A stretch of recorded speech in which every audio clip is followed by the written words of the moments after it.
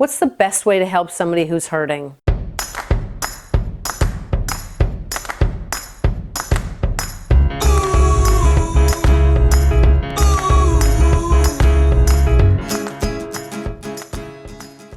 Hi, I'm Cheryl Hunter, best-selling author and resilience expert. If you don't know my story, I was abducted by two criminals as a teenager. And in the process of turning my own life around, once I was physically free, I created a framework that anybody can use to overcome adversity. Let's talk about how you help someone who is hurting. First, be their rock. Look, we've all got busy lives, full, rich lives. And it would be easy to say, oh, I've got this commitment and that one and this family, work, whatever. But when someone needs you, make it work. Be there for them.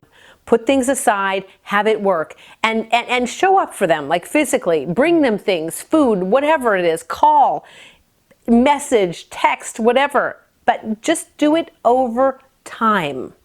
That's the thing that will really make the difference. Consistency is key, because it's not only the initial impact that really can derail a person, but over time, as they're trying to get their life back to normal, they really can use your support. So be their rock and do it consistently. Next, find out what will bring them comfort. This is a great tip for each of us.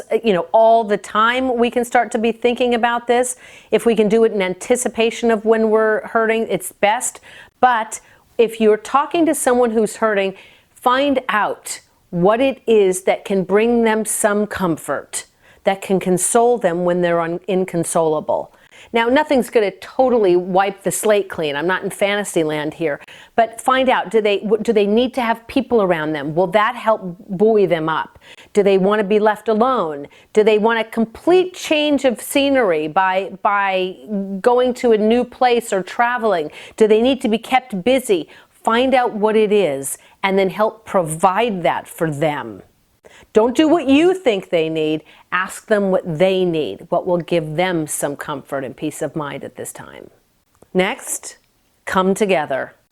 It's more than just an awesome Beatles song. Truly, if you look at big ordeals in people's lives, it can either break them apart or bring them together in a level that it never ever has before. Be the bigger person and give up if you've had any problems before. Just put them aside. Be there for them and allow this to bring you closer than you've ever imagined. Next, don't take it personally. When somebody's going through a tough time, they can be angry, they can be sentimental, they may cry, laugh, scream, push you away, you name it. Just don't make it about you. Don't take it personally. Be unfazed by all of it. Know that it in fact is just temporary, and this too shall pass. Next, find someone to talk to. Now, I don't mean for them. You're providing that for them, ideally, by being their rock. But I mean for you.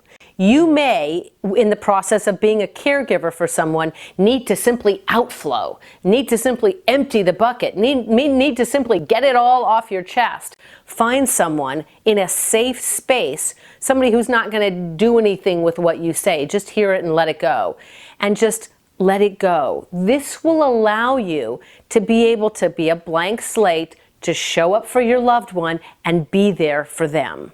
Next, help them control what they can.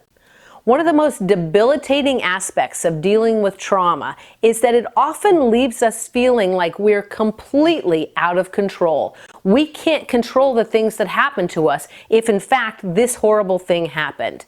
How do you get the feeling of control back? You control the things you can. Help them do just that. They can control that they get enough sleep, that they're eating right, that they're exercising, you name it. Help them figure out what they can control and support them in doing just that. Next, find some way to contribute and pay it forward. One of the most difficult parts of dealing with some challenge or difficulty is the persistent negative thought loops, that conversation that we deal with in our head. What if I didn't? What if this? If only that? Oh, and replaying that in our head forever. You can get a mental vacation from that by throwing yourself fully into something, particularly into caring for other people. Now I'm talking about them doing this. Look, it may not be the thing to do instantly, like in the grips of the initial trauma, but soon afterward, it can provide a mental vacation for them.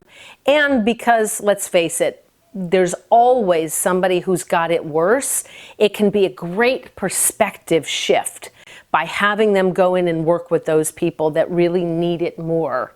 It can not only contribute to the people, but then give your loved one a much needed mental vacation as well. I have to tell you, this was the saving grace for me as I was trying to get my own life back. I was trying to make sense of the world and try to figure out how such a horrible thing could have happened. And I started volunteering with elderly people.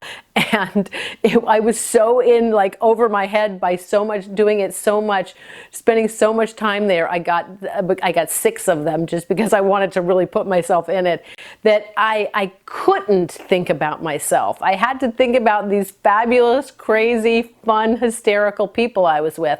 And I started to find moments, flickers of happiness. Couldn't have ever imagined otherwise. Try it. It really can make a profound difference. So again, look, we're all going to deal with challenges in life. If you're in relationships with other people, you're going to have challenges. You're going to have loss, let's face it. I'm committed that this video provides something for you and give you some help when you really need it most. I'd love to hear from you. Head on over to CherylHunter.com, where the conversation is taking place. And in the comments section below the video, let me know what are some of the best things you've ever done to support the people around you when they're hurting. While you're there, subscribe to my list to be kept abreast of things I only send out to people via email. If you like this video, give it a thumbs up and share it with your friends and family, particularly anybody you know who has people in their lives that are going through a challenge. It may really be a godsend for them. Follow me on social media. I'd love to stay connected there as well. Thank you for being here. You've got this.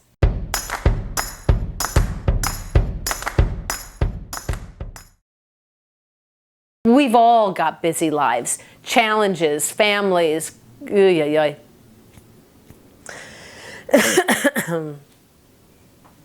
La la la.